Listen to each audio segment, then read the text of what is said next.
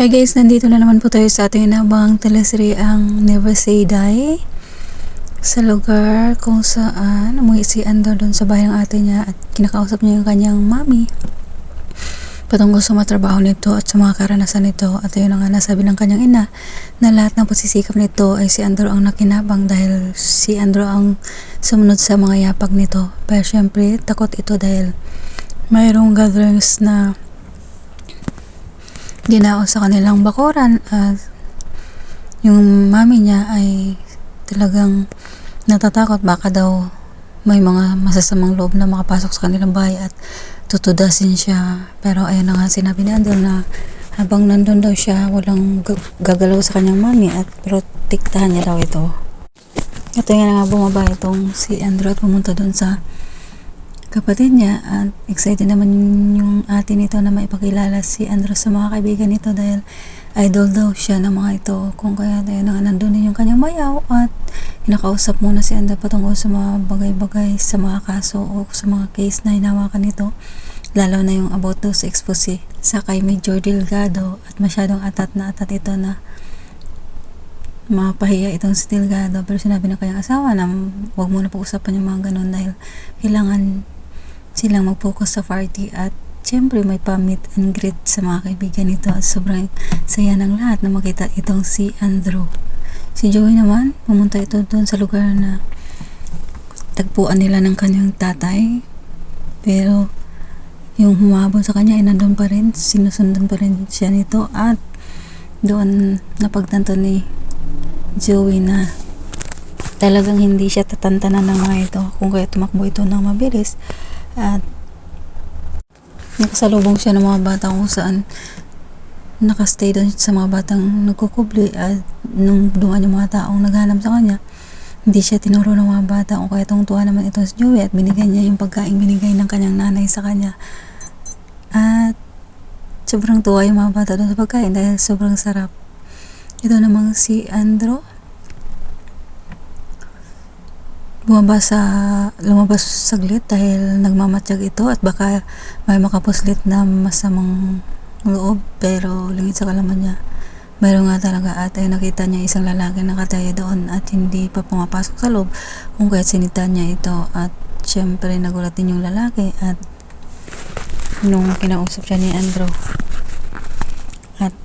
hindi siya tinantanan, binugbog siya nito at nakipagsuntukan din dito sa kanya, pero nung huli bumunot ito ng baril at tinutukan niya itong si Andrew nang biglang dumating naman yung brother-in-law nito at tinawag niyang Matias yung lalaki kung kaya ayun, kilalaan niya nga pala yung lalaking nandun at sinabi ni Andrew na kilala mo pala to at pumasok sila sa loob at nag-usap sila patungkol sa mga kung ano-ano at ayun na nga, naging kampante na yung loob ni Andrew dahil alam niyang kilala ng kanyang kuya, pero syempre may pagdududa pa rin sa kanyang isip. Dumating naman si Major Delgado doon sa tagpuan nila ng kanyang anak, pero gulat ito dahil kumakalat yung mga bote at plastic at nakita niya doon yung binigay niyang regalo sa kay Joey na isang stuffed toys na maliit, kung kaya kinabahan siya at tinanong niya yung mga batang nandun at ayaw pa sana sabihin ng mga bata, pero sinabi niyang pulis daw siya at ayun na nga, sinabi ng bata, tinuro kung saan lugar yung way na pinuntahan ni Joey. At ayun, ito namang mga membro ng sindikato dahil sinuot ng isang bakla yung jacket ni Joey at napagkamalan siya nitong siya si Joey, pero nung humarap na ito ay nagulat ang mga sindikato at pinipilit siyang paamunin kung sino yung may-ari ng jacket at kung saan na ito at ayun na nga, tinuro nga talaga ng bongga ng bakla kung saan banda si Joey tumakbo. At ito namang si Matias, kilala ng bayaw ni Andrew at parang may something naman itong bayaw ni Andrew dahil isa pala ito sa mga miyembro ng sindikato at talagang tingin ko nagmamanman lang din siya sa mga galawan ni Andrew dahil ayaw niyang mabuking siya sa mga baho niya.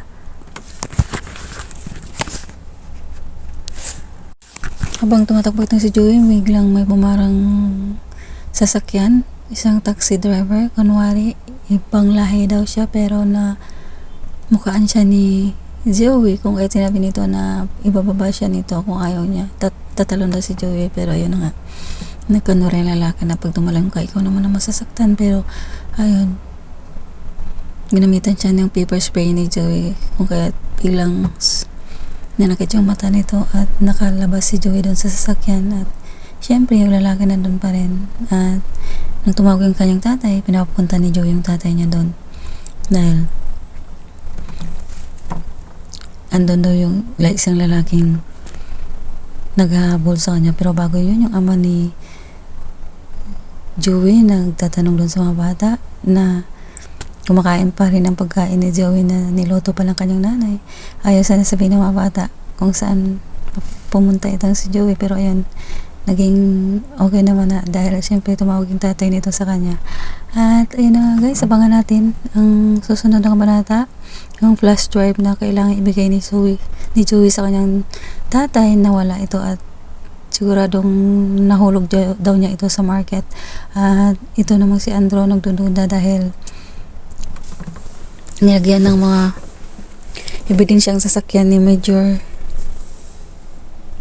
Delgado at kinulong siya. At siyempre isa sa mga tuwang-tuwa dahil sa pagkakakulong ni Major Delgado ay ang kanyang bayaw. At nandun din itong si Andrew at tinatanong niya kung talaga nga bang may kasalanan itong si Major Delgado, and I'm sure tutulungan niya itong si Joey para malaman ang katotohanan. At ayun na nga guys, thank you so much for watching. Please don't forget to like, subscribe, and press the bell button for you to notify in my next video. Thank you and bye!